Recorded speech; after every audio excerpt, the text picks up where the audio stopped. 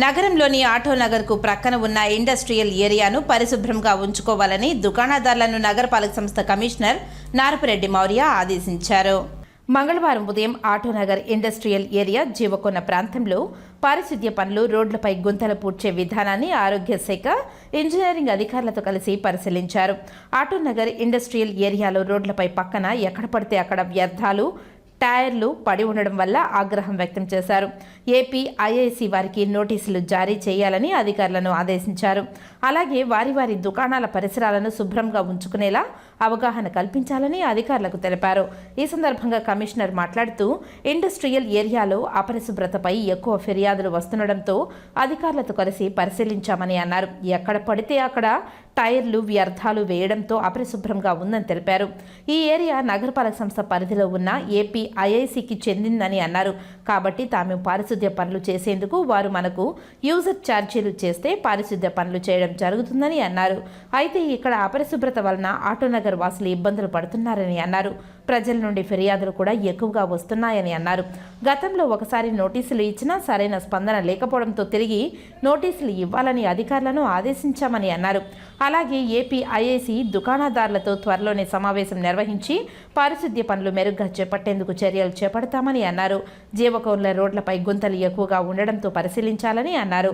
నగరంలో 895 గుంతలను గుర్తించి పూడిక పనులు చేస్తున్నామని అన్నారు. వర్షాల వలన కూడా ఏర్పడిన గుంతలు కూడా పూడ్చుతున్నామని అన్నారు. ప్రజలు చెత్తను కాలువలో వేయకుండా మీ వద్దకు వచ్చే మా సిబ్బందికి అందించి నగర శుభ్రతకు సహకరించాలని ప్రజలకు కమిషనర్ నారపురెడ్డి మౌర్య విజ్ఞప్తి చేశారు. కమిషనర్ వెంట మున్సిపల్ ఆరోగ్య అధికారి డాక్టర్ యువ అన్వేష్ రెడ్డి, శానిటరీ సూపర్వైజర్ సుమతి తదితరులు పాల్గొన్నారు. అందరికీ నమస్కారం.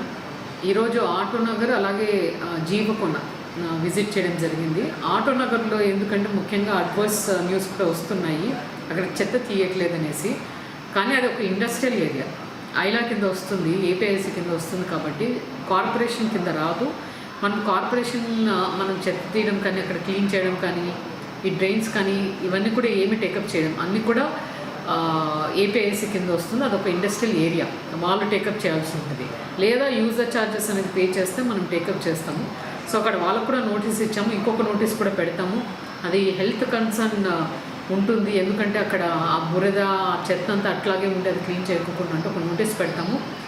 ఈ నెక్స్ట్ వీక్ ఒక మీటింగ్ కూడా ఏపీఐసి అక్కడ ఉన్న ప్రెసిడెంట్, ఆటోనగర్ ప్రెసిడెంట్, కార్పొరేషన్ కూర్చొని ఏమి హౌ వీ కెన్ రిజాల్వ్ అనేది చూసి దాని ఒక సొల్యూషన్ అనేది తీసుకొని వస్తాము. సెకండ్, జీవకోన ఏరియాకు వెళ్ళినప్పుడు చాలా పాట్ హోల్స్, గౌరవ ముఖ్యమంత్రి గారు పాట్ హోల్స్ ఏవైతే గుంతలు, పెద్ద పెద్ద గుంతలు ఉన్నాయో ఫస్ట్ దాన్ని ప్యాచ్ వర్క్ చేయమంటున్నారు ప్రియారిటీ బేసిస్ పైన. మనం కార్పొరేషన్ పరిధిలో 895 పాట్ హోల్స్ గుర్తించేసి అన్నీ కూడా ఆల్మోస్ట్ ఒక 70 తప్ప అన్నీ కూడా వేసాము. ఇంకా వర్షానికి పాట్ హోల్స్ వచ్చినవి ఉన్నాయి, వాటి నామినేషన్ బేసిస్ అయినా తీసేసుకొని త్వరగా ఒక 15 డేస్లో మొత్తం వర్క్ కంప్లీట్ చేయమని చెప్పాము. అలాగే జీవకోన ఏరియాలో కూడా ఏవైతే పెద్ద పెద్ద పాట్ హోల్స్ ఉన్నాయో అవి చేయడం జరుగుతుంది. అండ్ ఇంకా డ్రైన్స్ క్లీన్ చేయనేది స్కెడ్యూల్ ప్రకారం క్లీన్ చేయమని చెప్పాము.